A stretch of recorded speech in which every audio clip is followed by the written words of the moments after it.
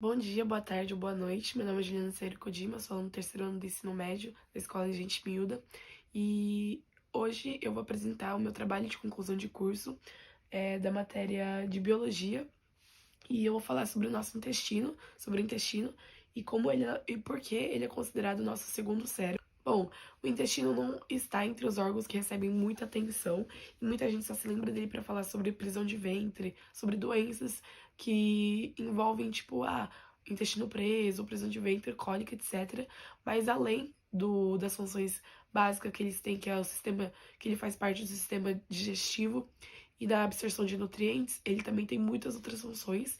E hoje no meu trabalho eu vou falar sobre por que ele é chamado de nosso segundo cérebro e como ele age, como ele tem relação com o nosso sistema neurológico. Bom, agora eu vou falar sobre um pouco sobre as funções do intestino, algumas delas. É... Primeiro, a produção de hormônios e neurotransmissores. O intestino, ele é ligado ao cérebro por aproximadamente 500 milhões de neurotransmissores que eles atuam de forma bidirecional, levando e trazendo comandos e informações. Através da liberação de neurotransmissores e os hormônios, eles também controlam o movimento do alimento no intestino, a sensação de bem-estar e a sensação de fome ou saciedade. Além de que 90% da serotonina, que é um dos principais hormônios da felicidade que existem no nosso corpo, são produzidos pelo intestino. E sobre a serotonina eu vou falar um pouquinho mais tarde, que eu vou entrar no tópico só dela. Agora sobre a função do intestino como barreira imunológica. O intestino ele tem cerca de 300 metros de área de contato, então isso gera uma grande interação com o nosso sistema imunológico. O muco que ele é presente no nosso intestino, ele barra a entrada de patógenos, que são moléculas causadoras de doenças. Ou seja, o intestino ele tem muita ligação com o nosso sistema imunológico e ele atua e é muito importante nessa área também. Bom, agora sobre a microbiota intestinal e obesidade. Em ação conjunta com o sistema nervoso, a microbiota ela atua na produção e na liberação de hormônios e neurotransmissores que eles dão a sensação de saciedade ou de bem-estar no nosso corpo. E a microbiota também ela influencia e atua na quantidade de açúcar presente no nosso corpo e como isso se torna em gordura, como isso tem relação a isso, então ela também atua nessa área. Agora eu vou falar um pouco sobre as partes do intestino, que ele é dividido em dois, intestino delgado e intestino grosso. O intestino delgado, ele faz parte do sistema digestivo e ele se estende entre o estômago e o intestino grosso, ou cólon, como pode ser chamado também. E aí ele é dividido em três partes, que é o duodeno, o jejum e o íleo. E a sua função é na absorção de alimentos e como os nutrientes, as vitaminas e os minerais podem ser aproveitados no nosso organismo. Outra parte do intestino, que é o intestino grosso, e ele é a porção final do sistema digestório e onde as fezes são formadas. A maioria da água e dos minerais são absorvidos no intestino grosso e alguns produtos são fermentados e o muco é transformado. E o muco ele tem função de compactuar as fezes, a massa fecal, e ajudar e melhorar no deslizamento delas. Bom, agora eu vou falar sobre o tópico central e o mais importante do meu trabalho, que é o intestino no segundo cérebro, e o porquê dele ser chamado desse jeito, dele ter essa categoria.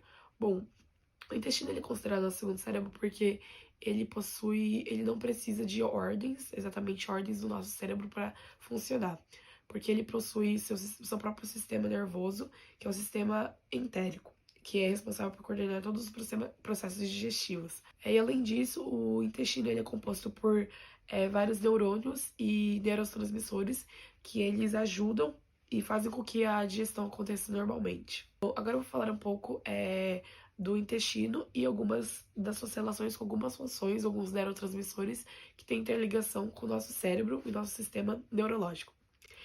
Bom, primeiramente, a serotonina, o intestino é serotonina. A serotonina, ela é um hormônio ela é um dos principais hormônios da felicidade que existe no nosso corpo. e cerca de 90% dela é produzida no nosso intestino, que pode soar estranho, mas sim, ela é produzida no nosso intestino. E a serotonina, ela é um neurotransmissor que ela é encontrada principalmente no sistema nervoso central, SNC, e trata gastrointestinal e plaquetas.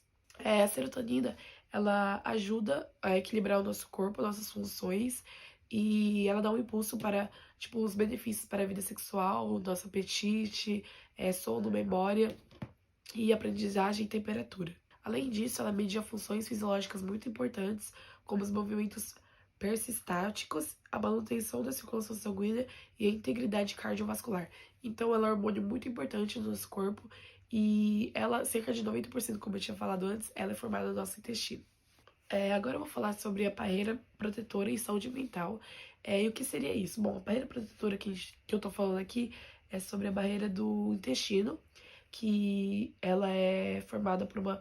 O intestino tem uma barreira dupla de proteção, que ela é chamada de endotélio, que seria essa parte aqui, e a saúde mental é como que isso, e pode... Como isso está ligado com a nossa saúde mental, essa barreira protetora. Se esse sistema, ele sofrer agressões e desequilíbrios, que a gente chama de desbiose, ele é, libera hormônios que são relacionados com nossa saúde mental, como por exemplo o cortisol e a catecolaminas, e esses dois hormônios eles desencadeiam diversas reações neurológicas como ansiedade, humor deprimido e irritabilidade. Ou seja, se a nossa barreira protetora do intestino, que é o endotélio, ela tem muita e grande, fortemente, ela tem relação com a nossa saúde mental, se ela for desequilibrada, se ela for alterada de uma forma negativa. E ela pode liberar hormônios que contribuem, como a gente pode dizer, na formação de reações neurológicas, como ansiedade, humor deprimido, como a gente tinha dito antes. Bom, agora sobre as bactérias e neurotransmissores. Esse tópico está um pouquinho relacionado com o que eu havia dito antes, anterior. E, bom, primeiro, como que a gente, uma maneira simples de saber como que o intestino ele está envolvido com nossos distúrbios comportamentais, é observar as bactérias presentes no nosso intestino e como que elas agem no nesse órgão.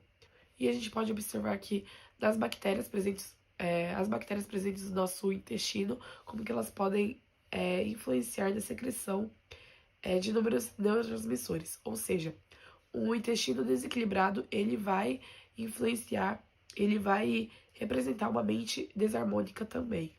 Bom, e para concluir, eu gostaria de pontuar como que, através da minha pesquisa, a gente consegue observar que o intestino, ele não somente tem suas principais funções, que é mais conhecidas, que é digerir os alimentos, absorção de nutrientes, e como ele consegue ser tão importante quanto o nosso cérebro, que ele a ponto de ser chamado de nosso segundo cérebro, e como que isso pode ser relacionado à nossa saúde mental, que eu acho, pessoalmente falando, eu acho um tópico muito interessante, porque tudo que a gente come, tudo que a gente ingere no nosso corpo, ele vai para o nosso intestino, e como isso que a gente digere, o que pode ter no nosso intestino, pode influenciar a nossa saúde mental, nossos neurônios, como eu posso dizer. Muito obrigada pela atenção de quem está assistindo, e é isso.